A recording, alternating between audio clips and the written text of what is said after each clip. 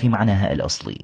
لذلك اخترت لكم اليوم 25 كلمة في القرآن الكريم يفهمها الناس خطأ، سأشرح معناها عسى أن يجعل الله وإياكم ممن يتدبرون آياته، فلنتابع معا. ومن الناس من يشري نفسه ابتغاء مرضات الله. يفهم الناس من كلمة يشري بأنها يشتري، في حين أن كلمة يشري على عكس ذلك تماما، فهي تعني يبيع. فإن اعتزلوكم فلم يقاتلوكم وألقوا إليكم السلم. يفهم الناس من السلم هنا أي السلام وإلقاء التحية، لكن معناها أن يستسلموا وينقادوا لكم طائعين. وكم من قرية أهلكناها فجاءها بأسنا بياتا أو هم قائلون.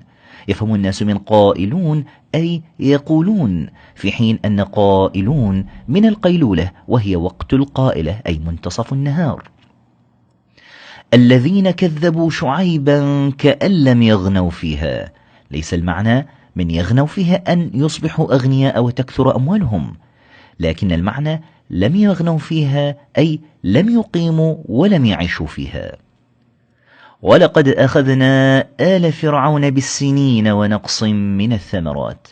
السنين يفهم منها الناس السنوات والأعوام المرتبطة بالتاريخ، لكن المراد بالسنين هنا أي القحط والجدوب.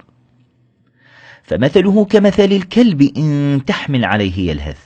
يفهم الناس من تحمل عليه أي أن تضع عليه الأحمال، لكن معناها أن تطرده وتزجره. اقتلوا يوسف أو اطرحوه أرضا.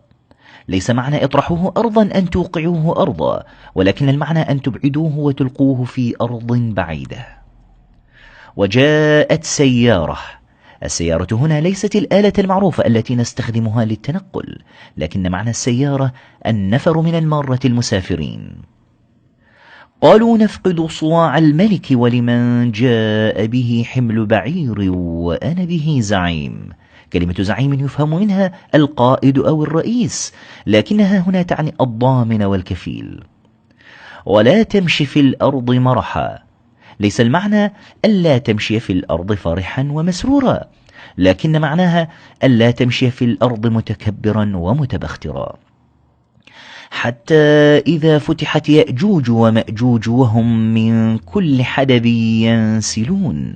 ليست ينسلون هنا من النسل أي يتكاثرون ويتوالدون، لكن ينسلون تعني يسرعون. وأذن في الناس بالحج يأتوك رجالا. ليس المعنى هنا من رجالا بمعنى الذكور، فقط عن الحج ليس للذكور فقط.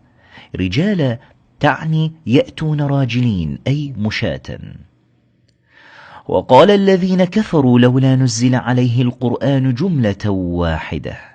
يفهم الكثيرون من جملة واحدة أي عبارة واحدة، لكن المعنى أن ينزل دفعة واحدة.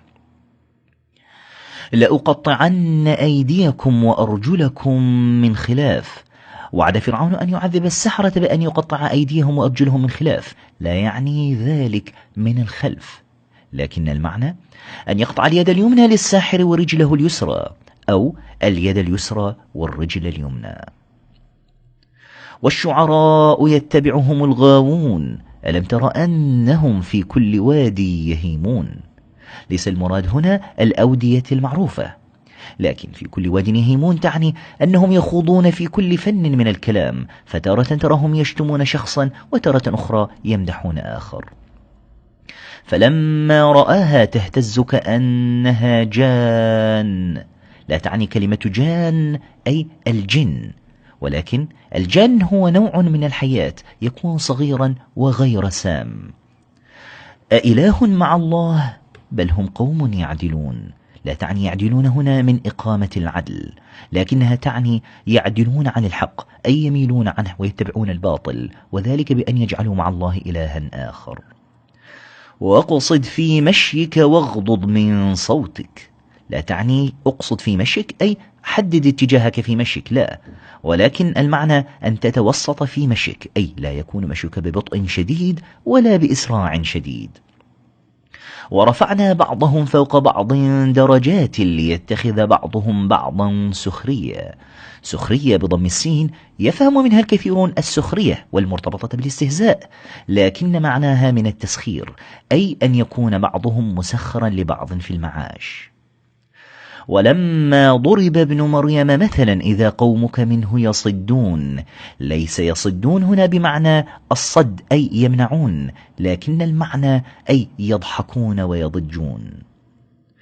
قالوا إنا كنا قبل في أهلنا مشفقين، ليس المعنى هنا مشتقا من الشفقة والرحمة، لكن مشفقين تعني خائفين من العذاب. وأنه هو رب الشعرى، يظن الكثيرون أن كلمة الشعرى تعني الشعر أو المشاعر، لكن الشعر نجم في السماء كان يعبده بعض العرب. وله الجوار المنشآت في البحر كالأعلام، الجوار تعني السفن التي تجري في الماء وليست جمع جارية، أما الأعلام فكثير من الناس يعتقد أنها تعني الرايات، لكن الأعلام تعني الجبال. مثل الذين حملوا التوراة ثم لم يحملوها كمثل الحمار يحمل أسفارا. ليست الأسفار هنا ما يرتبط بالسفر من متاع وغير ذلك، لكن الأسفار هي جمع سفر وهو الكتاب. وأنه تعالى جد ربنا، ليس المعنى هنا من الجد أي أبو الأب أو أبو الأم، كما أن البعض يفهم منها الجد أي الهزل الذي هو عكس الهزل، إنما معنى جد ربنا أي تعالت عظمة ربنا وجلاله. هذا والله أعلم. عن النبي الأكرم صلى الله عليه وآله وسلم أنه قال: بلغوا عني ولو آية. إذا استفدت من هذا الفيديو فانشره وأرسله إلى كل من تحب، فتكون بذلك قد بلغت عن نبينا الكريم 25 آية. أتمنى أن يكون قد أعجبكم الفيديو واستفدتم منه. إن كان كذلك فالرجاء الضغط على زر لايك ومشاركة الفيديو مع الآخرين ليعم الأجر والثواب. وإذا أحببت أن يصلك ما سنطرحه مستقبلا من الفيديوهات فالرجاء الضغط على زر سبسكرايب. لا تنسى مشاهدة باقي الفيديوهات في قناتنا. كان معكم حيدر جبار، أستودعكم الله وإلى اللقاء في فيديو آخر بإذنه تعالى.